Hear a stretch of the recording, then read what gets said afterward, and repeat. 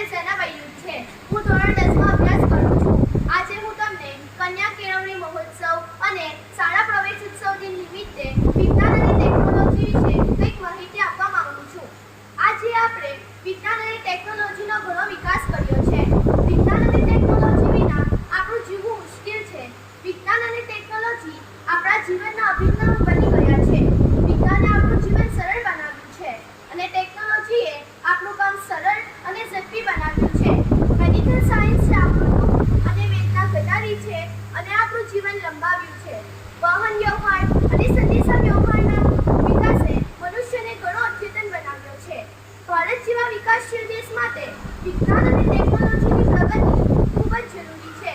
વિજ્ઞાન અને ટેકનોલોજીમાં USA, ચીન, રશિયા વગેરે જેવા દેશોને મહાસત્તા કહેવામાં આવે છે, કારણ કે તેઓએ વિજ્ઞાન અને ટેકનોલોજીમાં ઘણો ફાળો આપ્યો છે. વિજ્ઞાન અને ટેકનોલોજી આપણા માટે મિત્ર બની શકે છે જો આપણે તેનો ઉપયોગ સમાજના ભલા અને લોકોના વિકાસ માટે કરીએ. ભારતના ભૂતપૂર્વ રાષ્ટ્રપતિ ડોક્ટર APJ અબ્દુલ કલામનું માનવું હતું કે વિજ્ઞાન અને ટેકનોલોજી માનવતા માટે સુંદર ભેટ છે અને જો દેશનો વિકાસ પૂરતો મજબૂત ન હોય તો દેશનો સારી રીતે વિકાસ થઈ શકતો નથી.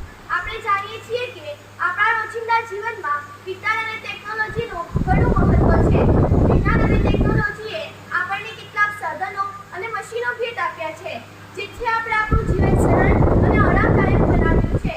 આપણે કૃષિ, રમતગમત, ખગોળશાસ્ત્ર, દવા વગેરે જેવા ક્ષેત્રોમાં ઘણો વિકાસ કર્યો છે.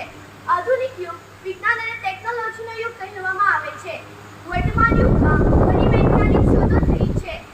આપણે વિજ્ઞાન અને ટેકનોલોજીની અજાયબીઓ જ્યાં જોઈએ ત્યાં જોઈ શકીએ છીએ, જેમ કે વીજળી, કમ્પ્યુટર, બસ, ટ્રેન, મોબાઈલ ફોન, ટેલિફોન વગેરે. આ બધું વિજ્ઞાનની જ દેન છે.